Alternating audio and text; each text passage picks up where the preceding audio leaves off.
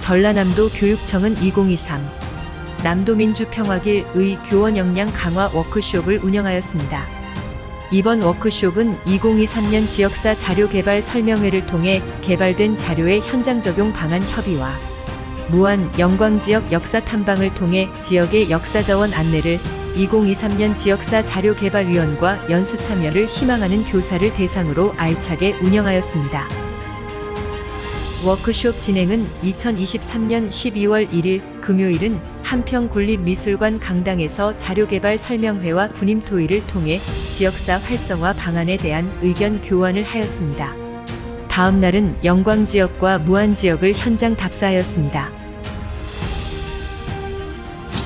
우리 22개 시군 중에 가장 이름이 좋다라고 합니다. 영광스럽다. 영자가 신령스러울 영자라고 합니다. 그다음 빛강자예요. 그야말로 신령스러운 땅, 빛이 있는 땅이라고 할 수 있습니다. 그리고 영광은 우리가 이렇게 지금은 뭐 조그만 농도에 지나지 않았지만 전남 서부권을 담당하면서 서해와 남해를 가는 그런 중간 지점이에요. 그래서 영광은 서해와 남해로 가는, 그래서 굉장히 물산이 풍부했던 곳. 그리고 예전에는 우리의 교통로가 주로 어디요? 바다로 이루어졌었잖아요. 그러니까 해로, 수로. 그러다 보니 영광이 바로 그 지점에 있었기 때문에 굉장히 일찍이 교류와 개방에 굉장히 강했던 곳입니다. 활발했던 곳이죠. 아시다시피. 그러니까 지금도 그런 전통이 남아 있고요. 그 다음에 이제 그러다 보니까 국제적인 교류의 지역이기도 했습니다. 지금 우리가 국제 교류 그러면 서울을 생각하는데 올해 영산강의 중간 정도에 위치한 곳이어가지고 서해 항해를 거쳐서 또 남해를 거쳐 들어오는데 반대로. 그러다 보니까 여러분 알겠처럼 이 영광이 뭐로 알려져 있죠? 서양의 사상, 동쪽인 서양 사상이 들어오게 되고 아니면 중국의 사상이 들어오게 되는데 바로 대표적인 불교잖아요. 그죠? 불교 전례지가 영광에 있습니다. 향교는 어디에서 관리를 했을까? 국가에서 관리를 했어요. 그것이 간학이라고 그래요. 일명하여 현재 우리 공립학교 역할을 한 거죠. 현재 학교의 공립이라고 생각하면 되고, 그리고 이제 이 학교는 나이 제한이 없었습니다. 일단 지금처럼 뭐 7살, 13살, 뭐 18살 이렇게 딱딱 정해진 게 아니고 나이에 상관없이 하는데, 근데 사실은 향교는 대단히 입학하기가 어려웠어요. 왜냐? 계급사회였고 일정의 어떻습니까? 누군가 이렇게 들어갈 수 있는 관문이 좁다 보니까 대개 지방의 양반 자제나 또는 어떻습니까? 뭐 중인 이상은 참여를 못했다 이거죠. 쉽지는 않았죠. 그러고 나서 이제 공부를 합니다. 공부를 하는데 기본이 기숙이에요. 기숙. 지금처럼 기숙사 있잖아요. 그러니까 어쩌면 우리가 뭐 학교에 기숙사 있는 건 학교에서 들어가면 거기에서 기숙하면서 그 기숙하는 것을 동제서재라고 얘기합니다. 예, 지금은 동제. 지금 뭐 오늘도 가면은 남아 있을 거예요. 거기에서 기숙을 하고, 그다음 명륜당이 지금 같은 강당이에요. 우리 지금 같은 교실. 그리고 이제 거기에 근무하는 교장을 정교라고 해요. 정교. 정교는 정말 조선시대 정교는 가히 지금의 모든 것을 초월했던 간장했던 사람이에요. 단순히 교육만, 지금 교장처럼 교육만이 아니고 그 지역사회 어른으로서 심지어는 재판할 수 있는, 판단할 수 있는 그런 권한까지 있었어요. 그리고 여기 만화누는 지금 오래된 건물은 아니고요. 1987년도에 다시 지었고요.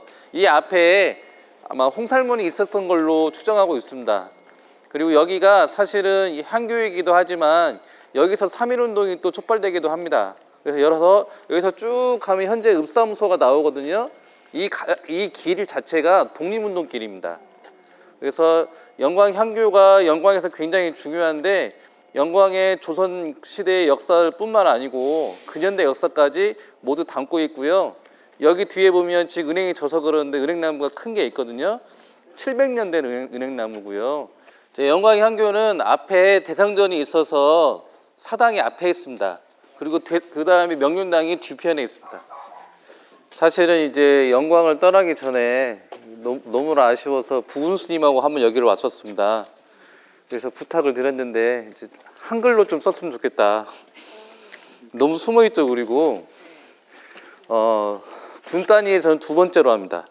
광주 다음으로 하거든요. 3월 14일에 일어났고 1차 독립만세 운동은 3월 14일 영광 보통학교, 그러니까 지금 영광초등학교가 3.1운동 전에는 여기 있었어요. 그래서 여기가 독립운동의 상실이 되니까 영광경찰서 앞으로 옮깁니다. 그래서 지금 영광초등학교가 지금도 거기 있거든요. 감시하려고. 네, 감시하려고요. 여기에 또 이계우라는 선생님이 계셨는데 그분이 또 그 송진우 선생과 인척관계예요. 그러면서 3.1운동 그 독립선언문도 서울에서 받아오고 이런 역할도 하셨습니다. 여기 보면 조철영과 이병영 학생대표, 정헌모, 허봉, 조수련 등이 주도하였으며 2차 독립만세 운동은 바로 다음 날 남천리 박정환의 진포공장에서 김운환, 정인영, 조이방, 박병문, 박정순, 서순채, 유두엽, 김준현 등이 주도했다고 돼 있어요. 여기 근데 이 멤버들이 다시 이따 가서 설명을 하겠지만은 1934년에 영광의 마지막 독립운동이었던 영광체육단 사건의 또 멤버이기도 합니다.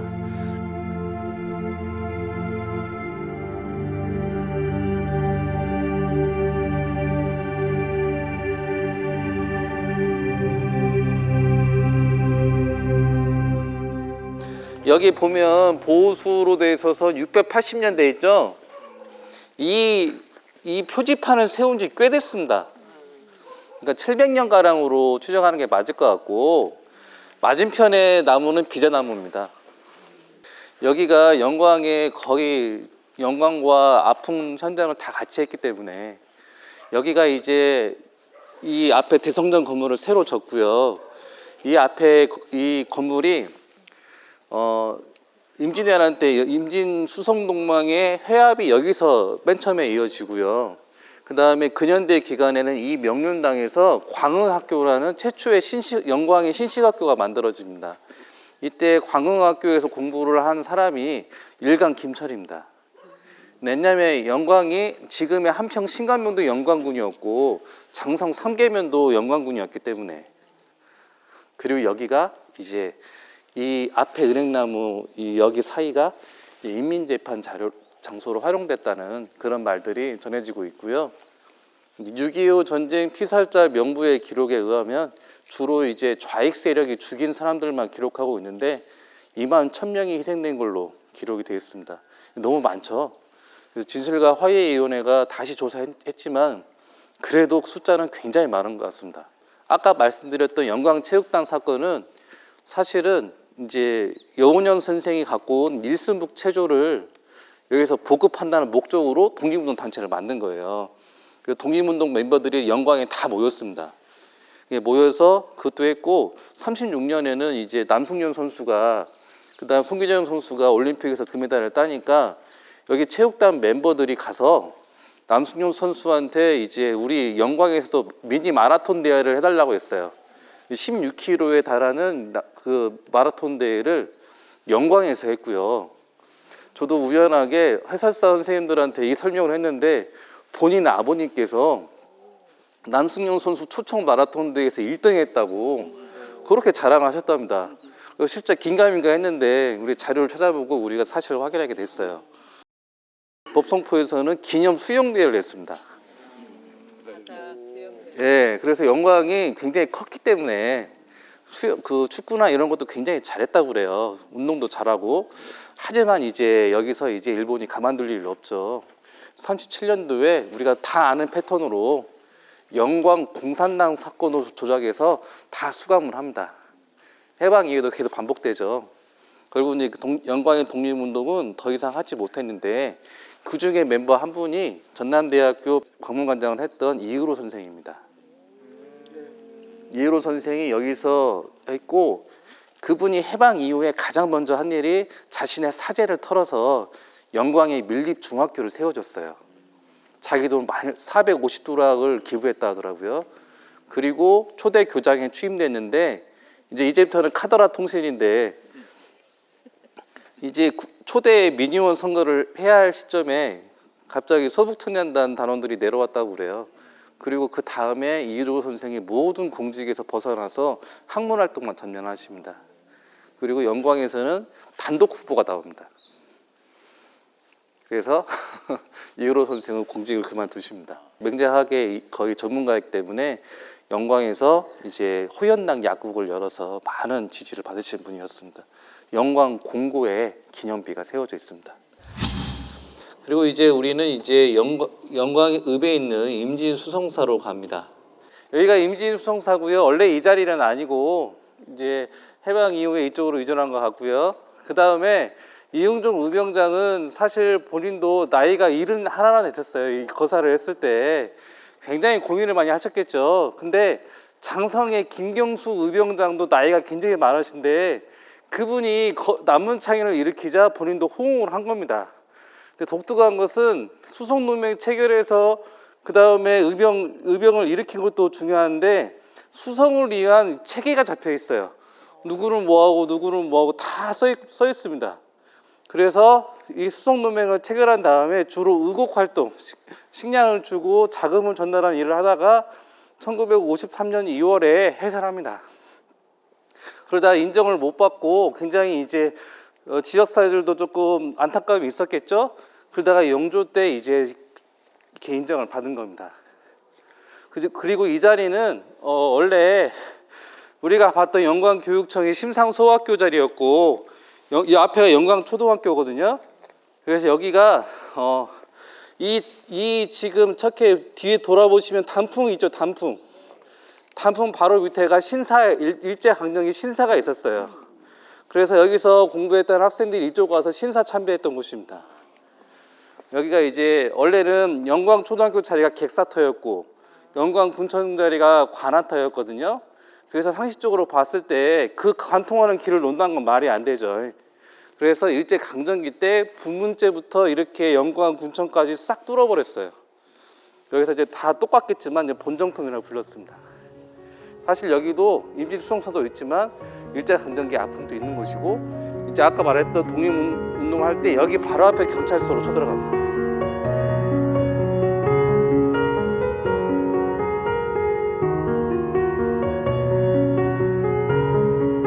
그 다음에 이제 우리가 임진왜란만 소개했는데 사실 영광 대마면에 상강문이라고 있거든요. 그것은 김용구 의병장과 관련된 아들 김기봉과 그 다음에 김용구 의병장을 기린 기석입니다. 김용구 의병장은 기사면 의병장이 호남 창이 그 해맹을 일으키잖아요. 거기 의병을 한말 의병을 그때 기사면 의병장이 돌아가신 다음에 유언으로 김용구 의병장한테 그 의병을 맡깁니다. 그래서 사실은 영광 법성포 그 다음에 고창 문수사 장성 백양사 이런 데서 계속 돌아다니면서 그리고 훈덕 안치 이런 데서 계속 전투를 하시다가 결정적으로 자신의 아들이 먼저 사망하게 되고요. hun덕 안치 전투에서 그리고 백양사의 은거에서 끝까지 투쟁해서 이제 후위를 도모하시다가 고종이 사망했다는 소식을 듣고 자살 순국하십니다. 그리고 이제 그 의병장의 뜻을 기려서 대마면에 화평리에 상강문을 세워놨는데 사실 저도 영광에 있을 때 김용구 의병장을 많이 가르쳤는데 기사면 의병장까지는 교과서에 기재가 돼요. 근데 김용구 의병장은 잘 몰라서 많이 안타까웠는데 오늘 김용구 의병장 꼭 기억해 주시기 바랍니다. 민주! 박관현 열사를 간단히 설명할게요. 5.28 당시에 전남대학교 총학생회장이었습니다. 그리고 5월 16일까지 5월 민주화 운동을 주도했던 여러분들이 지금 듣고 있는 육성 녹음이 남아 있습니다. 5.28 당시에 민주화 대성회를 주도적으로 이끌었던 5월 15일, 5월 16일 전라남도 지금의 민주광장이라는 전남 광장 앞에서 연설하셨던 분입니다. 그런데 이 박관영이는 아픔이 있습니다. 5월 16일 날 소위 말하는 정부군에서 진압이라는 그런 계획이 알려져요. 그래서 박관영은 그때 피신을 하게 됩니다. 그리고 5월 18일 날 5.18 일어났을 때 박관영은 저기 여수에 조그만 섬으로 피신해 있었다고 합니다. 그래서 5.18 당시에는 강주 현장이 없었어요. 그것이 평생의 부끄러움과 죄송함과 그런 게 남아 있어서 이후에 5.18이 끝나고 나서 서울로 잠적해서 서울 가서 소위 말하는 요새 같은 이장 취업 비슷하게 활동을 하게 됩니다. 그러면서 그게 이제 평생 그 가슴에 남아 있었는데 부끄러움 그리고 도망쳤다는 죄스러움 이런 것 때문에 23개월 동안 하다가 그만 동료에 의해서 밀고가 돼서 잡히게 됩니다. 그리고 나서 이제 감옥에 가죠. 근데 감옥에 가서 감옥의 재소자들의 인권 문제라든지 그 어려움을 개선하기 위해서 옥중투쟁을 하게 돼요. 그래서 1982년 10월에 옥중투쟁하기 위해서 너무 지친 나머지 뭐 옥사에 따고도 옥사는 아니고 마지막에 병원에 이송하는 과정에서 죽게 됩니다. 오랜 단식 투쟁 때문에 스스로 이제 목숨 돌아가신 분인데 그분의 박한현 열사, 그 이후에 박한현 열사의 장례식 과정에서 강주 시민들이 또 다른 5.18 진상규명을 외치면서 시위가 항성했던 그런 분입니다. 그래서 지금 이제 박한현 열사는 5.18을 촉발했던 역할을 했지만 정작 5.18 당시 시비를 함께하지 못했던 그런 아쉬움이 있었지만 그 이후에 어떤 민주화 투사로서의 자기 삶을 다 살다 가셨던 분이 여기 출신이고 최근에 그것을 기리기 위해서 이게 동상을 이게 설치해서 이렇게 기리고 있습니다. 제가 대학교 4학년 때 그분이 군대를 다녀오셔가지고 학교에 다니셨어요. 근데 이제 저하고 어떻게 이제 인연이 돼서 광천동 서민 아파트 거기에 방을 빌려서 광천동 노동자들을 실태 조사를 거기서 했거든요. 그때 같이 이제 단원으로 모였어요. 근데 이제 그때 모습 중에서 제일 인상적인 것은 자기 수양에 아주 철저하신 분이었어요. 검도를 했어요. 그리고 아무리 논의가 심각하게 어떻게 되어 간다 할지라도 수련 시간이 되면 반드시 하고 와야 된다고 그렇게 했고, 그리고 목소리도 아주 우렁찼고, 그리고 글씨를 아주 힘있게 이렇게 쓰셨어요. 그래서 그때 당시에 논의가 답보 상태에 있고 그러면 명쾌하게 이렇게 정리를 이렇게 해주셨고, 이제 저하고는 개인적으로 제가 군대 간다 그러니까 또 그 바쁜 와중에 전남도청 옆에 선술집에서 마지막 저를 환송해줬던 그런 기억이 새롭습니다. 하여튼 너무 호방했고 그리고 너무도 좀 정감이 있었던 그런 선배로 기억이 남습니다. 예, 여기는 수은가양 선생을 모신 내산서원인데요. 전라도의 그 서원은 거의 대부분 회철됐기 때문에 우리가 최근에 다시 복원을 한 겁니다. 수은가양 선생은 우리가 일본 성리학을 전파한 학자로서도 유명하지만 최근에는 그 힘든 과정에서도 올곧은 선비의 기계를 보여준 조선 선비의 기계를 보여준 훌륭하신 분으로 더 유명한 것 같습니다. 당시 영광은 정규제랑 때 말도 못할 피해를 당하는데요. 기가와 이제 그 모리시의 부대가 와가지고 진원과 영광 일대에서 코백이 만 40개를 해갔고요. 그 기록에 남지 않지만 7천여 개를 그 어디 있었는지 모르지만 거기서 또 코백이를 해갑니다. 그러니까 진원과 영광을 오면서 하는 것 같아요. 그래서 진원현은 없어졌습니다. 장성현만 남게 됐고, 진원현의 객사가 나중에 피람서원의 청절당으로 이제 건물을 옮겨져서 남게 되죠. 영광도 말도 못할 피해를 당하게 되고, 법성포에서도 그 다음부터는 이제 거기 사람들이 밑으로 떨어져 죽어가지고 도깨비불이 나온다는 소문이 지금까지도 흘러오고 있습니다. 이때 수은강원 선생이 일본으로 피랍됐고, 피랍되는 과정에 자기 조카가 이제 물에 배멀미가 실해서 우니까 이제 물에 던져버렸죠. 그래서 기록에 보면은 그 애생이의 우는 목소리가 밤마다 귓가에 그 어른거렸다는 기록이 있는데, 최근 역사전을 그날의 그 강항 선생을 모태로 해서 한번 방영이 된 적이 있어요. 근데 조선인 피로인이 아프리카 노예의 40분의 1 가격에 팔렸다고 합니다. 네, 맞아요. 예. 그리고 그 조선인 노예를 팔아서 다시 조총을 사서 다시 우리 정유전한테 무기로 다시 들고 오는 그런 악순환이 이어졌거든요. 근데 수은강 선생은 거기서 꿋꿋이 이겨내고, 그리고 또 거기서 염탐도 하시고 일종의 스파이 역할도 하시고, 돌아오실 때 또 같이 피로를 같이 데리고 오십니다. 그래서 선조의 임금을 만나서 술도 한 잔 받으시고, 하지만 조선인들이 그 이후에 제대로 대답을 받지 못해요. 피로인들이. 그리고 이제 1600년이 지나면은 부산에 상륙했을 때 뭐 일주일 식량만 준다든지, 나중에는 심지어 이제 돌아오자마자 다시 노비로 팔려 나간다든지, 오히려 또 이제 그 사람들을 간자, 또 간첩처럼 몰아 죽인다든지, 마치 큰 현대에서 제일도포 강첩단 사건처럼 그렇게 되는 안타까운 일도 있었는데, 수은강항 선생은 그럼에도 불구하고 조선을 위해서, 그다음 자신의 선비의 기기를 위해서 최선을 다했던 인물이라고 기억해 주시면 좋겠습니다. 이 문중이 지금 계속해서 일을 하고 있고요. 주기적으로 일본에 가서 그 강항 그 기적비가 있는 그 시군과 연락을 취해서 교류를 취하고 있습니다. 우리는 이제 수은강항 선생의 그 정신을 기리고요. 그 아까 하나 기억해 주시면 좋은 게, 임진수성사 수송동맹 할 때도 수은강항 선생이 참여하십니다. 근데 수은강항 선생은 임진왜란 이후에 별시에 합격하셔서 또 활약하셨습니다.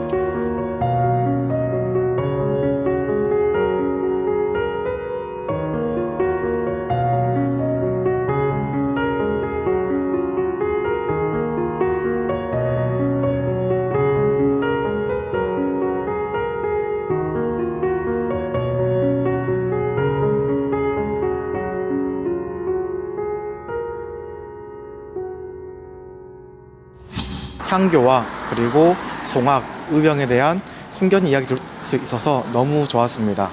지금까지 수업했던 내용이 대부분 다 교과서와 이제 국가 중심의 역사가 있는데, 오늘 연수를 통해서 이제 지역에 대한 이해와 또 지역에 대한 역사를 알 수 있는 내용들을 재구성해서 아이들에게 들려드리도록 하겠습니다.